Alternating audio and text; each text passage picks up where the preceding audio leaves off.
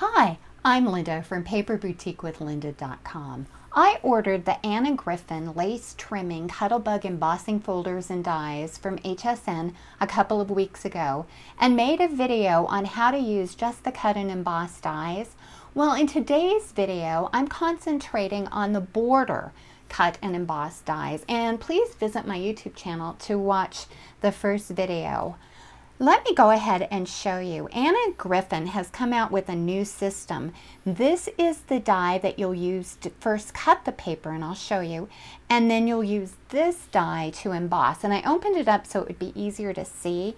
This is what it's like closed, and I'll show you the steps that are going to be taken. And you get in this kit, you get 4 of these 7-inch cutting dies and embossing dies. I'll show you the 4th one in just a moment when we actually do a demo.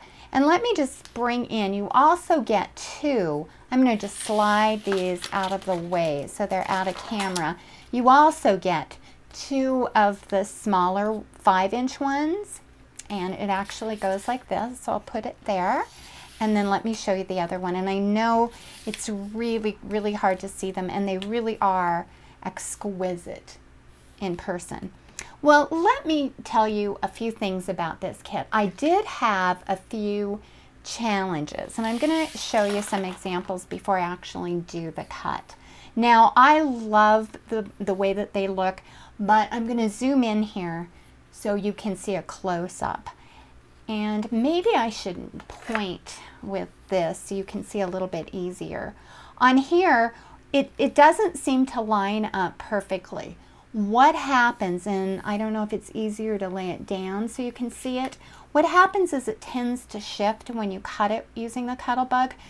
And I've tried various techniques and washi tape, and I'll show you a little bit about what I did to make the best cut. This one might be a better example.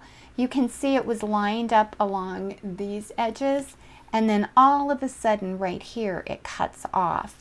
But if you notice on Anna's blog, she has a card where she has layered them like this, and if you notice, hers do the same thing. So if you're a perfectionist and expecting them to line up perfectly every time, let me move this, there's a little bit of a challenge involved. And what I finally did, and this was the best one that I came up with, and I don't know if you can see this really closely, I'll turn it the right side up. I went ahead and for this one, I trimmed it myself. After I cut it, I just trimmed it. You can lay the embossing folder so you just get this little bit of an edge, or you can do like I did in this blue one where you've got more of an edge. Well, let me show you what I did to try to make it as even as possible. This is the 4th embossing folder that comes with the kit, and I'm going to hold it down, and then this is the cutting die. What I purchased also when I bought these from HSN, Griffin had recommended that you use the Soft Hues Metallic Layers paper, and I purchased this as well, and I used it in my last video.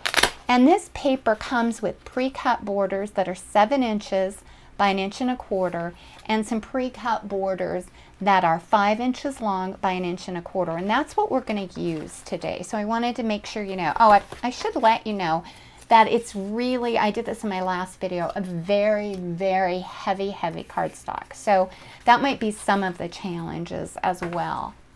And here is a strip of paper that came in the kit. And what I like to use is washi tape. And I am, of course, because I'm doing a video, having a little trouble with my washi tape here.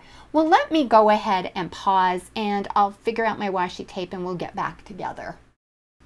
What I'm going to do to ensure that I get a straight cut is I go ahead and I'm going to line up the paper over the top of the cutting die, and then I'll turn it over, and it's not exactly the same length from the kit, but I try to level it as best as I can, and then I just use a piece of washi tape to hold it on, and you can use 3, whatever you're most comfortable with.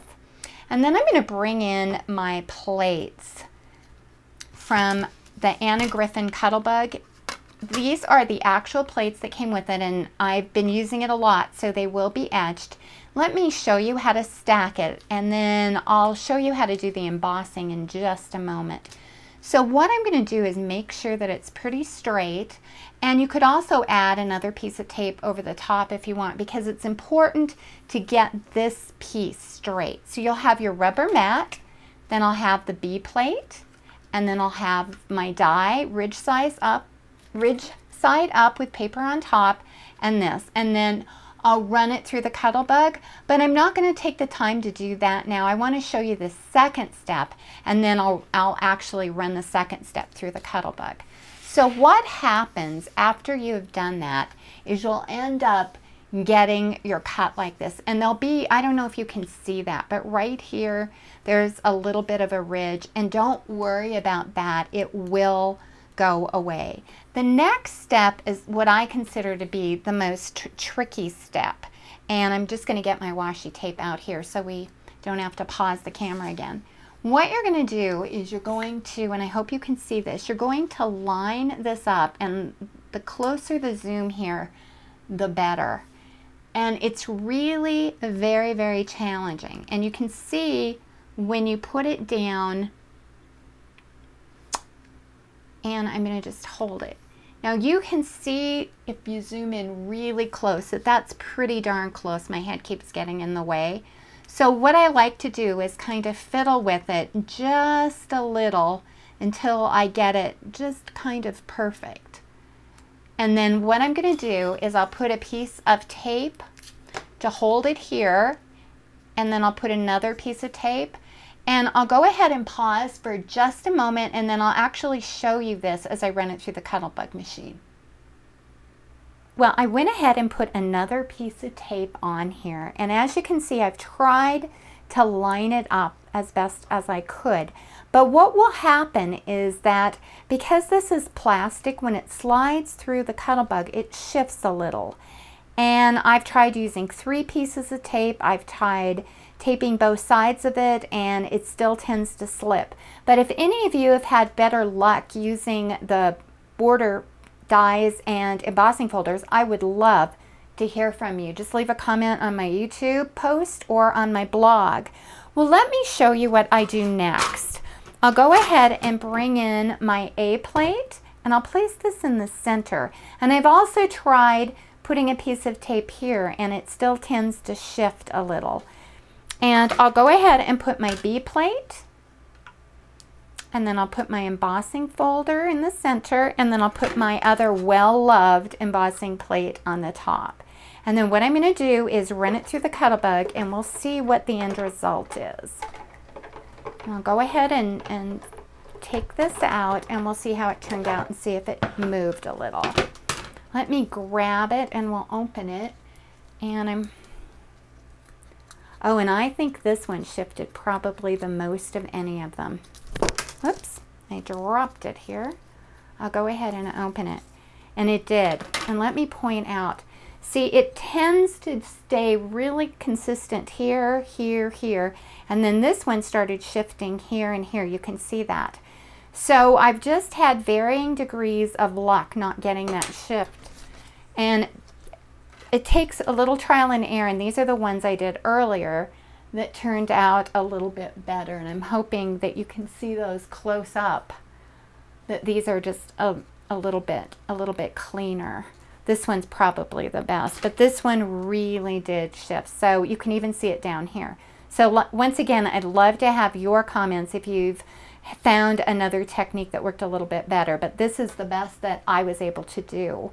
Well, I'd like to thank you for watching, and for more projects and ideas, please visit me at paperboutiquewithlynda.com. Bye-bye.